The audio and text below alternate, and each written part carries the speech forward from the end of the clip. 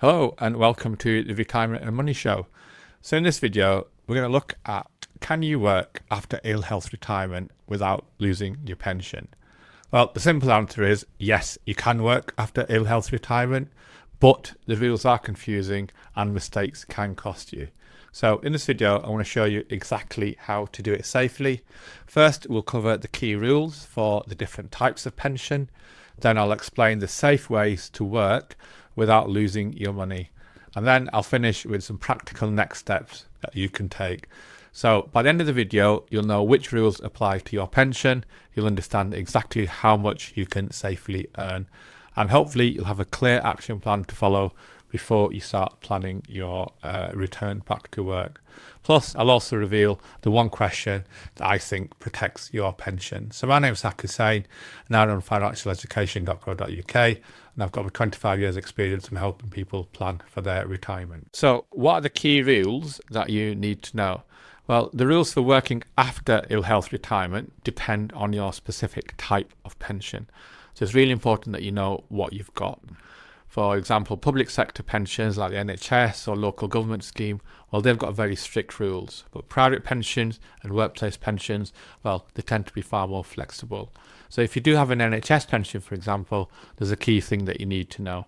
Tier 2 ill health pensions have earnings limits that you need to stay under. And this limit is called the lower earnings limit for national insurance. So if you earn above this limit, your pension drops to Tier 1. And this means you lose your enhanced part of your pension permanently. And there's another rule that I see catch people out. And that is, if you work in the NHS for more than 12 months, your tier drops. And this applies even if you're just doing casual bank work shifts. You need to be careful. So the type of work and who you work for really matters. And local government pension schemes, well, they work differently again. Tier 3 pensions stop completely if you return to gainful employment. Now, gainful employment means working 30 hours or more per week. It also means working for at least 12 months in that role. So part-time work under 30 hours is usually fine, is where it gets more interesting for most people. So there are safe ways to work without losing your pension. So your private pensions and defined contribution pensions, well, they are much simpler because once you've taken the money out, well, it's effectively yours to keep. So working again won't affect what you've already withdrawn. So this means you have much more freedom than public sector workers. So let's think about the safe option for public sector pensions. You see, working for a completely different employer is usually fine. So an NHS retiree can work in private healthcare without any problems. And a council retiree can usually work in the private sector quite freely. And self-employment, well, that's another option that works well for many people. And that's because you control your hours and your income far more easily. And this means it makes it simpler to stay under any earnings limit. Plus, you can build up the work gradually as your health improves and allows you to do that. So in my experience, part-time work is the safest option for most people, and staying under 30 hours per week avoids the gainful employment trigger. And keeping earnings below the lower earnings limit protects your NHS pension. So you still can earn some money without risking your pension altogether.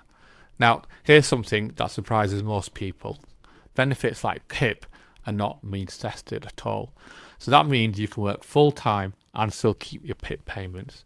And universal credit does reduce as you earn more though. So check your specific benefits before you do start working. I'm just going to finish this video by going through some next steps.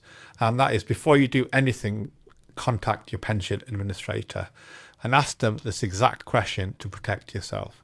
Say, what are the specific rules if I return to work? And get this answer in writing so you have proof of what they have said.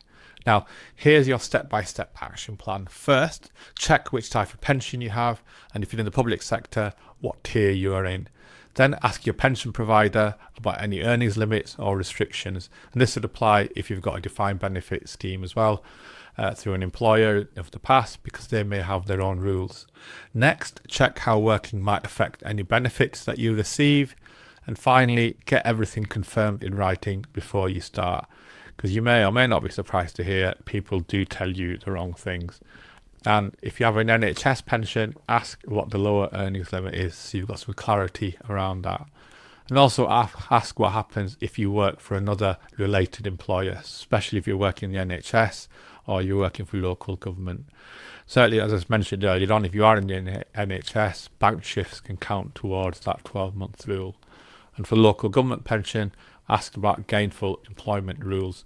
Likewise with your employer DB pension scheme as well, they may have something about you returning to work. So check whether your planned hours would trigger any pension suspension.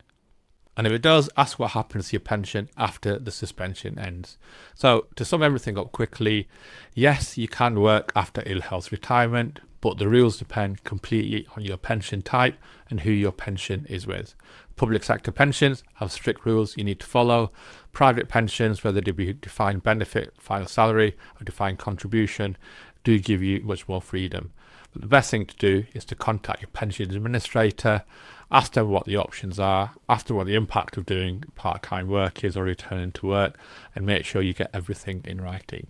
So I hope you found the video helpful. If you did, please do give it a like and do subscribe to the channel, where we have lots of content around planning for and up to and past retirement. Finally, good luck and goodbye.